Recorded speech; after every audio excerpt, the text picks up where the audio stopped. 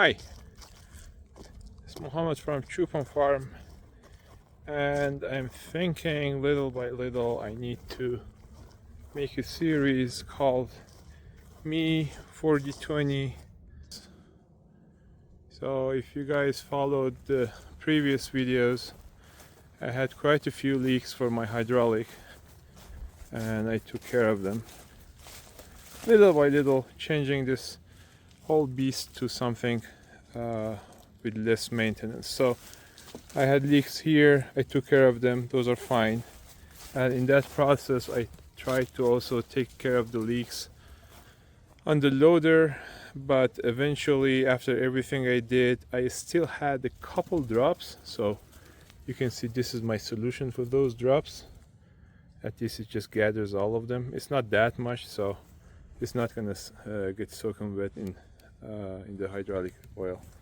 But this time I was just loading some heavy hay bales and I realized there's a huge stream coming under here. You can see the marks on the ground.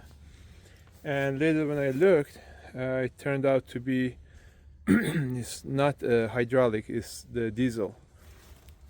And when you look here, you can see these tubes. Actually it's 8 of them. One over there, 2, 3, 4, 5, 6, actually 6 of them. And these are, I think these are the return line for the diesel. And the last one you can see is actually gone because that was the leaky one. So I went to John Deere and I bought this part number R34765, and it seems this is the replacement for it. And the clamps that supposed to be around that, I still have them. I mean, the previous person who fixed this, they put a hose clamp on this. This is the original one, and for this guy I have the originals, or whatever, if it is. I mean, it's the 1965 tractor, so who knows what is original, what is not. But yeah, this is the part that I'm gonna fix today, and this is that tube that I bought. One side is larger than the other side because the metal tube on the top is narrow and on the bottom is large. So this goes this way. The small size goes up, large size goes down, and I need to feed it all the way in, and then after it is completely in, I can just bring it over the other side and then put the clamps. I just need to remember to keep the clamps inside before I do the whole thing.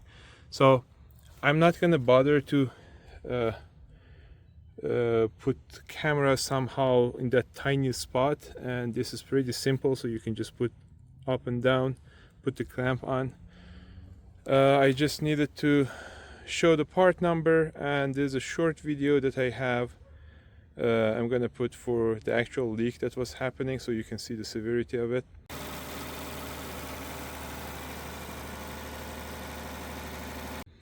But aside from that, to get access to there, I needed to remove this panel.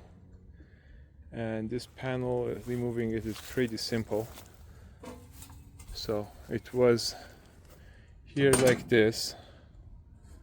It has 2 pins on the 2 sides. So if I can just take a video with one hand. So you pull this down, pull the other guy down at the same time, and then tilt it toward yourself and then lift it, because the bottom side also has a couple holes that they sit like this. So you pull this way and then lift it. So that's pretty simple. And regarding here, I'm probably gonna open this long metal tube because this is just in my way. I had a hard time removing the previous tube. So I'm just going to remove that. It should be pretty simple, opening this and that, and then removing this, take care of that part, and then putting everything back together. But yeah, that's the location. within the tractor.